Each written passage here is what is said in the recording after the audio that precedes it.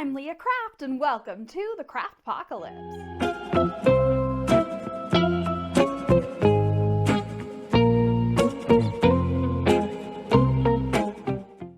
Welcome to week 8 of my year-long journey to becoming a better crafter. If this is your first time here, or you want to know a little bit more about my project, I'll link my intro video in the description down below. This week we are doing Jack and the Beanstalk. It's a story that was read to me pretty regularly as a child from this huge illustrated bedtime storybook that my grandmother gave me. And it became even more special to me when I got the opportunity to play Jack's mother in a local performance of Into the Woods a couple of years ago. So, needless to say, the story has some major nostalgia for me. It was first published way back in 1734 as The Story of Jack Spriggins and the Enchanted Bean, and it's been retold and reimagined many times since then. So I'll be telling a version that was actually published in 1860 by a man named Joseph Jacobs. So let's get crafting, and I'll see you back here to discuss the final project. There was, once upon a time, a poor widow who had an only son named Jack and a cow named Milky White. And all they had to live on was the milk the cow gave every morning, which they carried to the market and sold. But one morning, Milky White gave no milk, and they didn't know what to do. "What shall we do? What shall we do?" said the widow, wringing her hands. "Cheer up, mother. I'll go and get work somewhere," said Jack.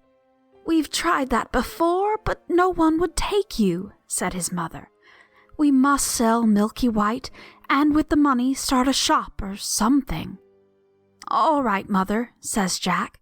"It's market day today, and I'll soon sell Milky White, and then we'll see what we can do."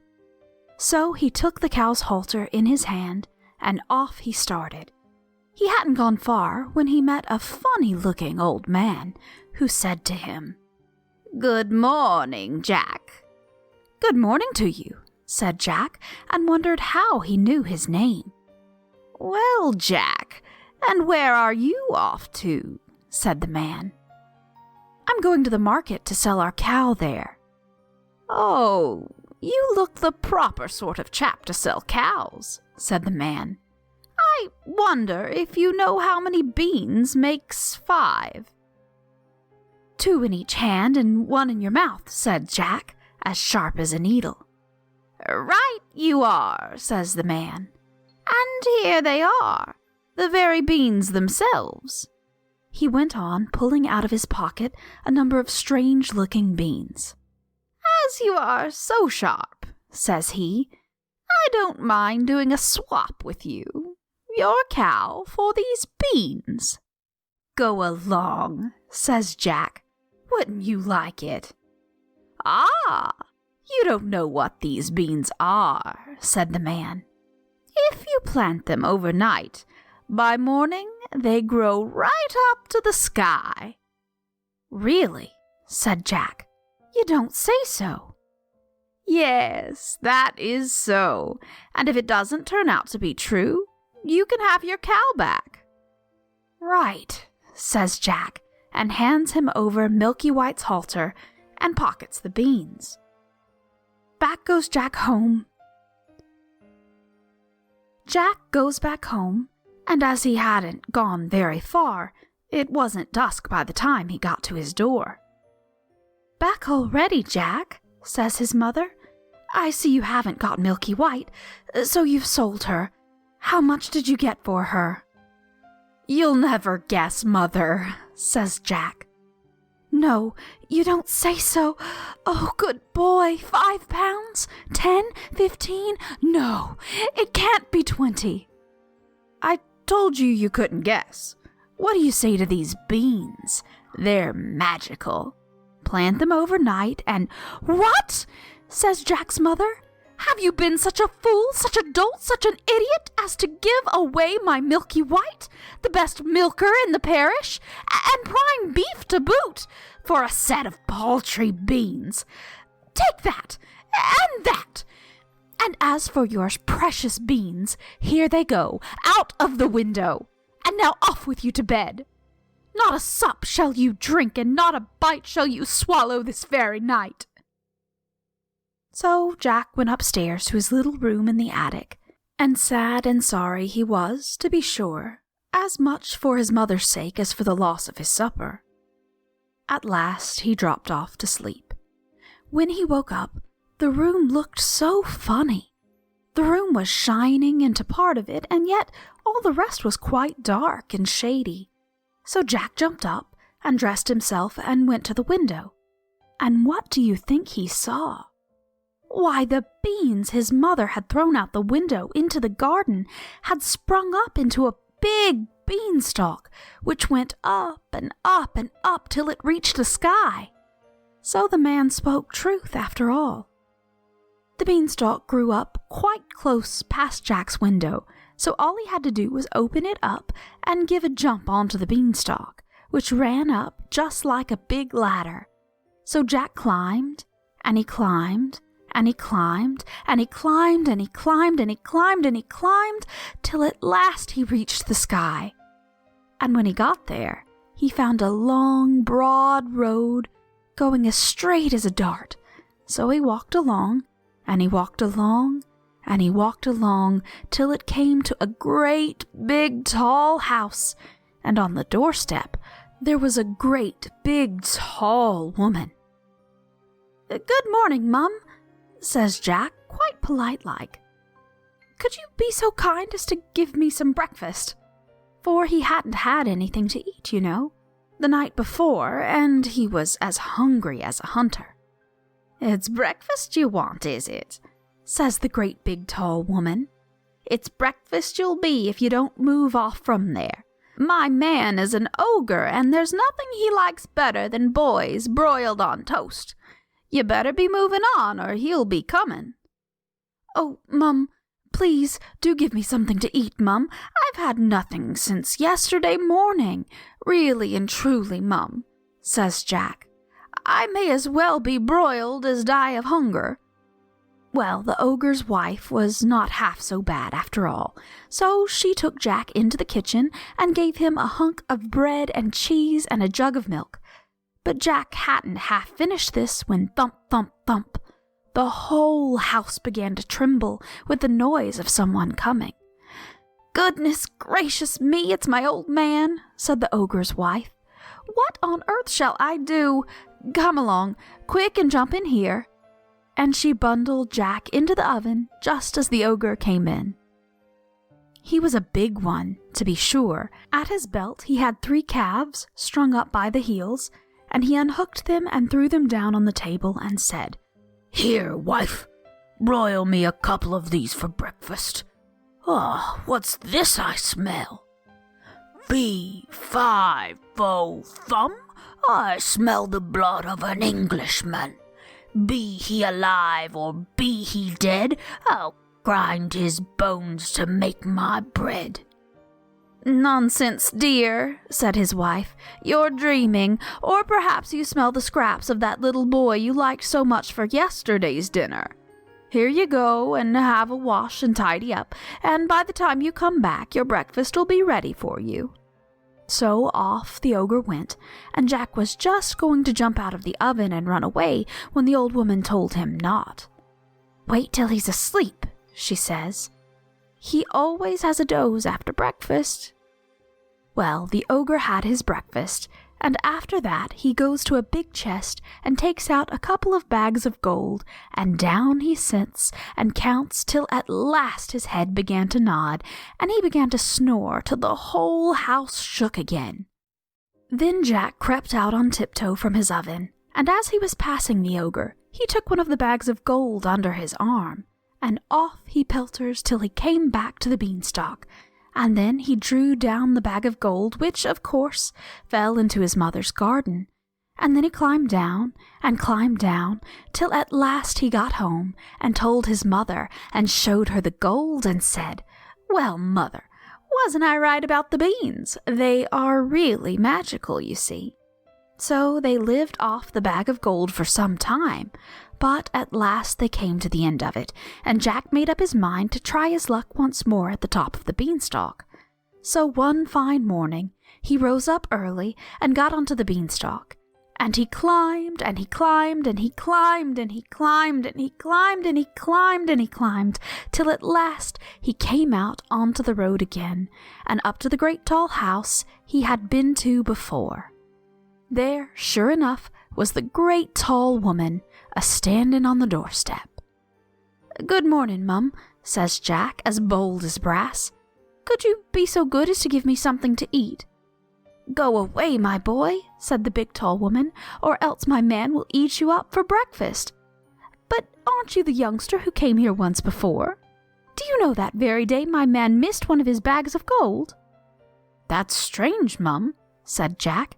"I dare say I could tell you something about that, but I'm so hungry I can't speak till I've had something to eat." Well, the big tall woman was so curious that she took him in and gave him something to eat. But he had scarcely begun munching it as slowly as he could when thump, thump, thump, they heard the giant's footstep, and his wife hid Jack away in the oven. All happened as it did before. In came the ogre, as he did before, said fee, fi, fo, fum, and had his breakfast of 3 broiled oxen. Then he said, "Wife, bring me the hen that lays the golden eggs." So she brought it, and the ogre said, "Lay." And it laid an egg all of gold, and then the ogre began to nod his head and to snore till the house shook. Then Jack crept out of the oven on tiptoe and caught hold of the golden hen, and was off before you could say Jack Robinson. But this time the hen gave a cackle which woke the ogre, and just as Jack had gotten out of the house he heard him calling, "Wife, wife, what have you done with my golden hen?" And the wife said, "Why, my dear." But that was all Jack heard, for he rushed off to the beanstalk and climbed down like a house on fire. And when he got home, he showed his mother the wonderful hen, and said, "Lay," to it, and it laid a golden egg every time he said lay. Well, Jack was not content, and it wasn't long before he determined to have another try at his luck up there at the top of the beanstalk. So, one morning, he rose up early and got to the beanstalk, and he climbed, and he climbed, and he climbed, and he climbed, till he got to the top. But this time, he knew better than to go straight to the ogre's house, and when he got near it, he waited behind a bush till he saw the ogre's wife come out with a pail to get some water. And then he crept into the house and got into the copper. He hadn't been there long when he heard a thump, thump, thump. As before, in came the ogre and his wife. "Fee, fi, fo, fum, I smell the blood of an Englishman," cried out the ogre. "I smell him, wife, I smell him." "Do you, my dearie?" said the ogre's wife. "Then if it's that little rogue that stole your gold and the hen that laid the golden eggs, he's sure to have got into the oven." And they both rushed to the oven. But Jack wasn't there, luckily, and the ogre's wife said, "There you are again with your fee, fi, fo, fum. Why, of course, it's the boy you caught last night, and that I've just broiled for your breakfast. How forgetful I am, and how careless you are not to know the difference between live and dead after all these years." So the ogre sat down to breakfast and ate it, but every now and then he would mutter, "Well, I could have sworn."